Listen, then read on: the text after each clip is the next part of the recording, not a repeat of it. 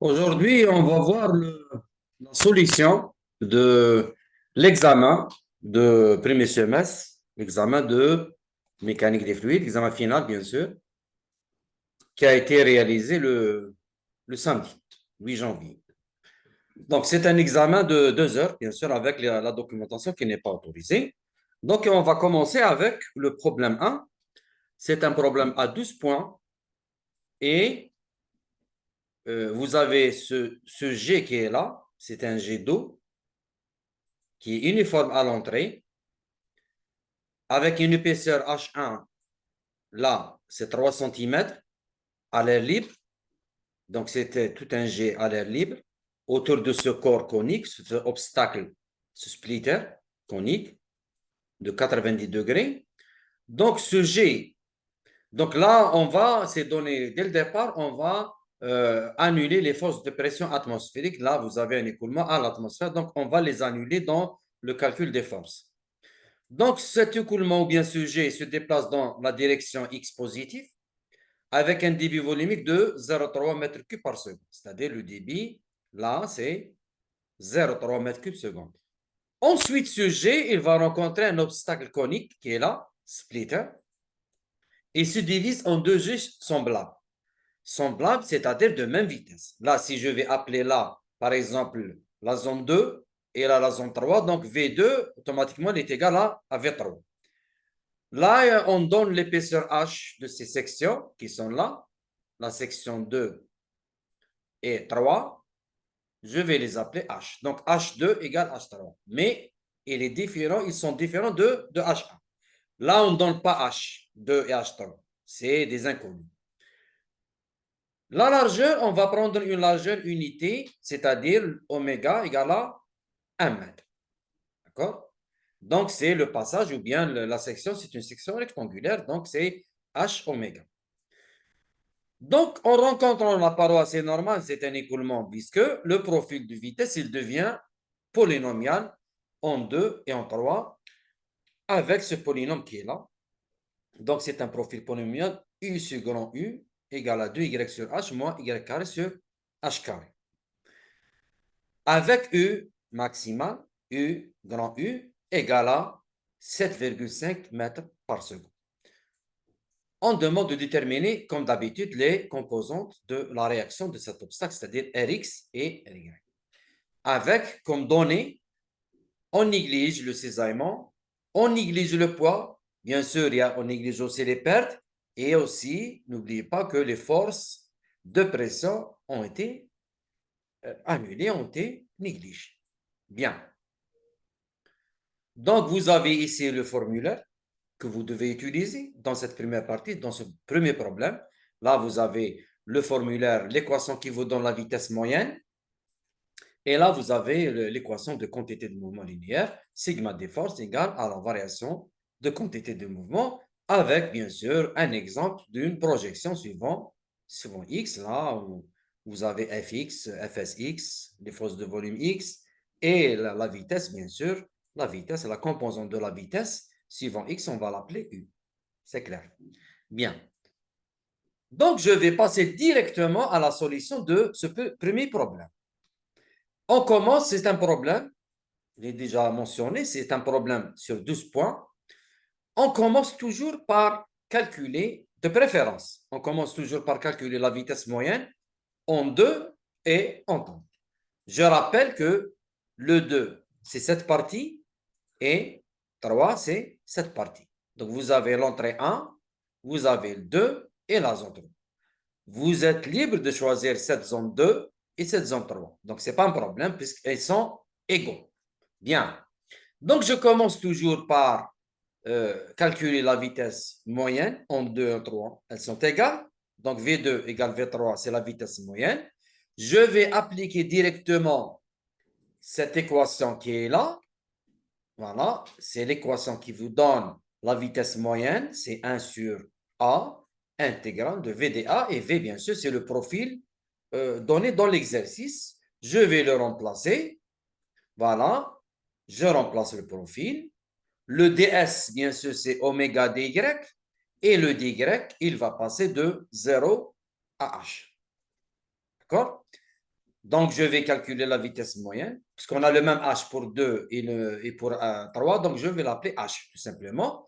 Donc, c'est une intégration très simple, d'accord? Oméga égale à 1, donc c'est par unité de largeur. Le A, c'est la section, c'est H fois oméga, oméga égale à 1, donc il reste le H. Je vais sortir le U ici et je vais faire une intégrale très simple. Et là, vous remarquez que je vais pratiquement, j'aurai pas les H. C'est pour ça qu'on n'a pas donné dès le départ les valeurs de H2 et de H3. Donc, vous aurez quelque chose comme 2 tiers de grand U et le grand U, c'est 7,5. Donc, on obtient la vitesse moyenne en 2 et en 3, elle est égale à 5 mètres par seconde.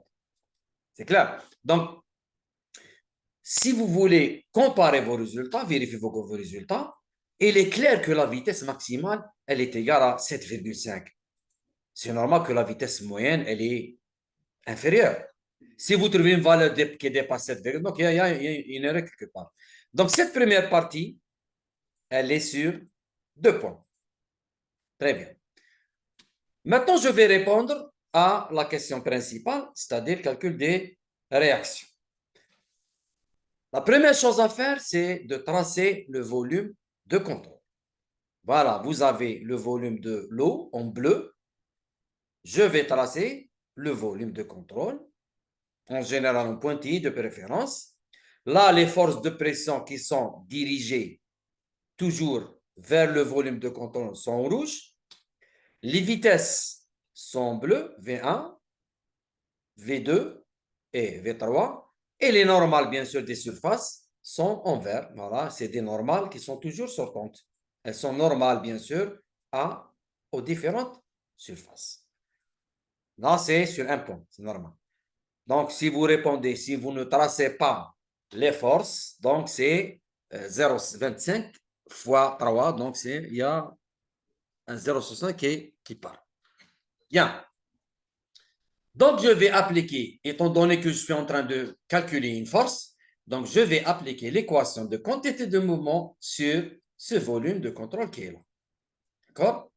Donc, vous avez l'équation générale, donc sigma des forces de pression, force de cisaillement, force de volume plus la réaction, égale à la variation de quantité de mouvement.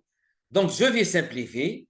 Il n'y a pas de force de pression, il n'y a pas de cisaillement, il n'y a pas de force de volume d'après l'énoncé de l'exercice. Donc, il me reste tout simplement la réaction qui est égale. Là, c'est un écoulement permanent, donc je vais perdre cet élément qui est là.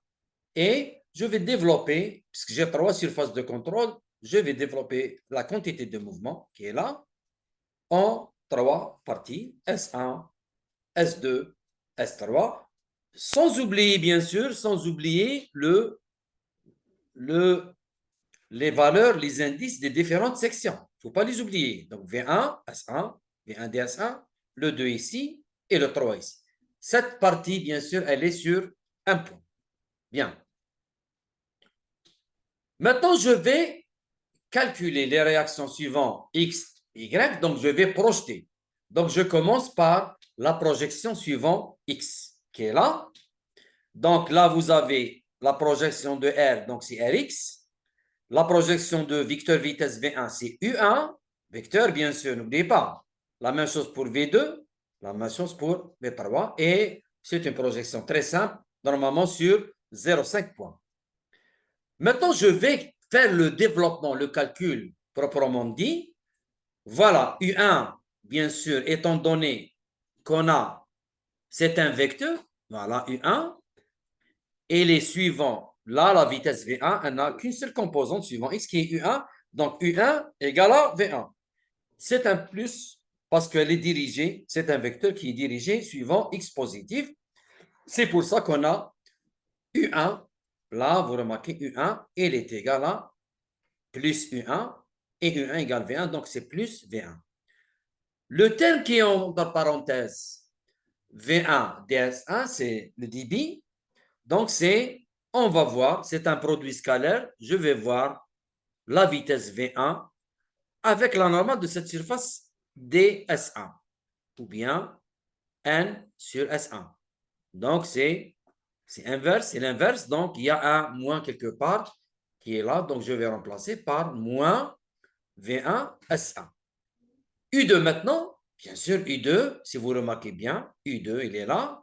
Il a une composante U2, cette vitesse V2, elle a une composante U2, positive bien sûr, et une composante petit V2, qu'on va voir par la suite.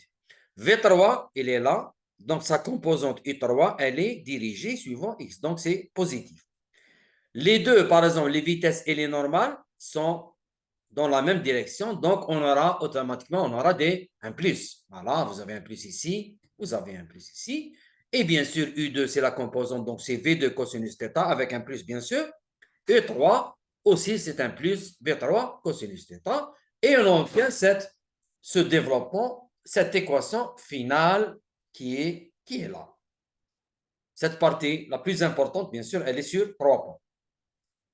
L'application numérique maintenant, remarquez bien que dans la question, dans l'énoncé de problème, vous avez H1, mais vous n'avez pas ni H2 ni H3, mais elles sont égales. Les hauteurs sont égales. En plus, nous avons le débit qui est là. Il va se diviser Q1 en Q2 plus Q3. Donc, je vais profiter de ces remarques. Donc, je vais remplacer. Donc, nous n'avons pas les valeurs des sections, mais on peut les obtenir, bien sûr, à partir des débits. Donc là, vous avez, par exemple, ρ V1 carré S1. Je peux le remplacer par, pardon, par ρ V1 S1, ρ V1 fois V1 S1. Et V1 S1, c'est le débit Q1, débit volumique. La même chose ici, vous avez V2, V2 S2, c'est Q2. Le reste, bien sûr, c'est ρV2 cosinus θ est là. La même chose pour 3. Donc, remarquez bien ici, vous avez un Q1, un Q2, Q3. N'oubliez pas que Q2 égale à Q3. D'accord? La vitesse V1, le débit Q1 égale le débit Q3, puisque vous avez le même H, vous avez la même vitesse. D'accord? Très bien. Donc, le débit Q2 égale Q3, parce que nous avons les mêmes vitesses, les mêmes sections. Et à partir de l'équation de conservation de débit, je peux remplacer Q1 par Q2 plus Q3. Donc, Q2, elle est égale à Q3, c'est 1 demi de Q1. Donc, Q2, c'est 1 demi de Q1. Q3, c'est 1 demi de Q1. Et on obtient une équation qui fonctionne uniquement de Q1. Et Q1, on l'a. On l'a dans l'exercice, bien sûr. Q1, on l'a. C'est 0,3. Et à partir de là, je peux calculer, bien sûr, les différentes valeurs. Les vitesses V2 et V3 ont été déjà calculées dès le départ. On a trouvé, si vous vous rappelez bien, c'est la vitesse qui est là. Voilà. C'est 5 mètres par seconde. Il me reste bien sûr la vitesse V1. C'est directement à partir du débit. V1 c'est Q1 sur S1. Et S1, c'est oméga H1, oméga égale à 1. Et H1 égale à 0,03. J'obtiens la vitesse V1. Je remplace directement dans l'équation finale qui est là. Et j'obtiens une valeur de réaction qui est égale à moins, suivant I bien sûr, à moins 1939,5 newtons. Le résultat qui est là, bien sûr, l'application numérique, cette étape qui est là, elle est sur un point, et l'application numérique simple qui est, vous voyez ici, elle est sur 0,5. Bien, je reviens maintenant à la projection suivant Y, et là, il suffit de remplacer les vitesses par leurs composantes suivant Y qui sont petit v1, petit v2 et petit v3. Je vais développer de la même manière, j'utilise la même stratégie. Bon, là, si vous remarquez bien, à l'entrée, V1, ici, elle est uniquement horizontale, il n'y a pas une projection suivant Y. Donc, il n'y a pas petit V1. Je vais chercher V1 ici, et V2, pardon, ici, V3 ici. Donc là, V3, elle est dirigée positivement suivant Y, et V2, elle est dirigée négativement par rapport à l'axe Y. C'est ce que je vois ici dans la partie qui est là. Donc, moins V2 sinus et V3, c'est un plus. Et étant donné que les normales, les vitesses ont la même direction, donc c'est V2, S2 plus V3, ce terme entre parenthèses, plus V3, S3. Vous remplacez, bien sûr, vous trouvez ce résultat qui est sur 2 points. D'accord? Et l'application numérique, remarquez bien que, étant donné que S2 égale à S3 et V2 égale à V3, directement, on obtient un plus ou moins. Donc, il n'y a pas de réaction suivant Y. Et ce résultat, bien sûr, on doit justifier cette étape. Elle est sur 0,5 points. Voilà, je termine le problème 1. Par la suite, on va voir le problème 2.